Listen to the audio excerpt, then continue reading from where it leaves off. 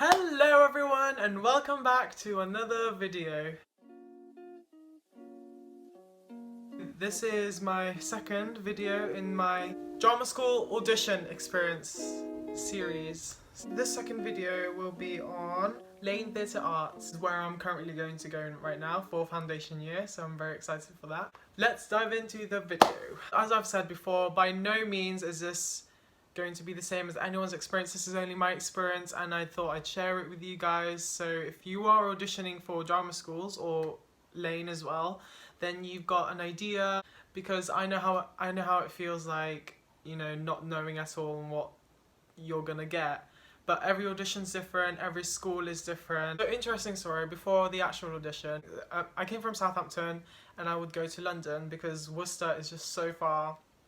And I would just travel on the day towards my audition. Staying overnight is going to be really expensive, so yeah, I just did that every time.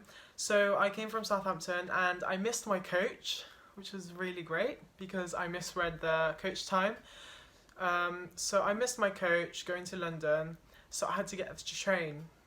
And obviously, you know, I've had my own fair experiences of trains, and this one wasn't so great, and it had to be on the day of my audition as well. The train was stuck at the same platform for like an hour and a half because there was signalling problems. So I was in the train panicking and all, and I was so scared I was going to be late for my audition, but luckily I got there in time. I got there at around 9 and we were called up at like 9:30. So anyway, onto the audition. We were given a talk, a presentation. You know, it was like a little, not theatre, but it was kind of like a little presentation hall thing. That's where it's a multi-use theatre. I think Laine, what they do is they have a few days for boys, so there was a lot of boys here, and obviously there's some girls. So I think they've got like a few dates for the boys, so then, you know, the boys can do it all together.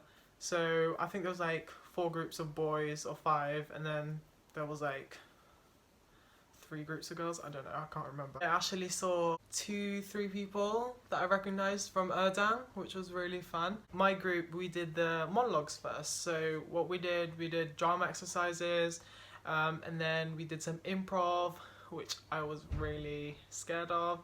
Improv is one of my weakest skills as a performer, but you know, you just gotta do it. Yeah, it was fun though. And then we did the monologues. So everyone's monologues was pretty interesting. Some were out there. Sadly, I messed up my monologue. So my whole monologue is meant to be like in a minute and a half or something. And then, yeah, so I said like a few lines and then I just like, you know, forgot it. So I was, you know, doing dramatic pause, and then a few more lines, forgot it again, and then a few more lines, and then I just ended it there. As you can tell, I'd advise you to learn your monologues and songs like the back of your hand. Say it backwards, say it in your sleep. Just learn it. If a dodgeball came at you, or like a bird came at you, you know, you just know the monologue off by heart. I don't think I was prepared, not gonna lie. I knew the monologues and songs, but I think if I was to be under pressure, I would have crumbled. And then after the monologues, we were set around in order around the room, and there were bars around the room, so ballet bars around the room. So, you know, we did a few exercises like pliés, arabesque, turns. I'm really bad with my dance terminology. And then we did loads of centre work, so we'd be in lines and then we'd swap lines, tendus and jumps and turns, more turns in the air. And then we also did corner work. Yeah, Miss Bessie Laine was there with other people in the audition panel. They were watching us at the front. And you know, you just be yourself and don't even think it's an audition. Like, I always was told, you know, just think of it as a class.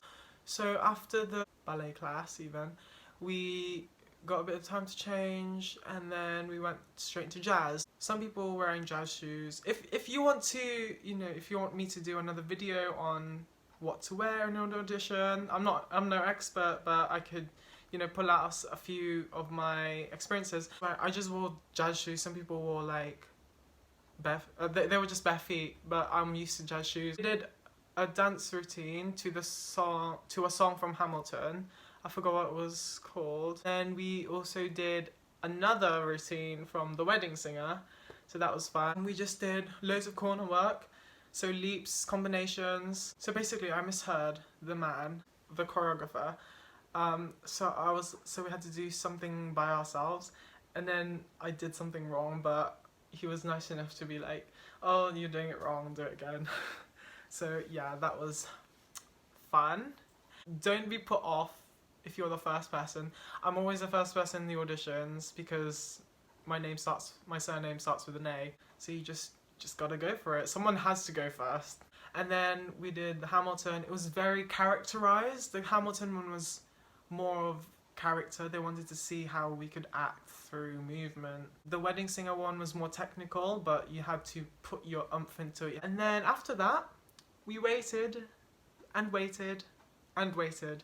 I think the girls went first, like all the girls went first, so we waited in our dressing rooms for like an hour and a half or maybe even 2 hours, because this was when we would do our solo. I didn't get out of the building until 5, I think, or 4:30, something like that. I went in and I did my jazz solo, so you have to do a jazz lyrical solo, I think. It might change, but yeah, you had to do a dance solo.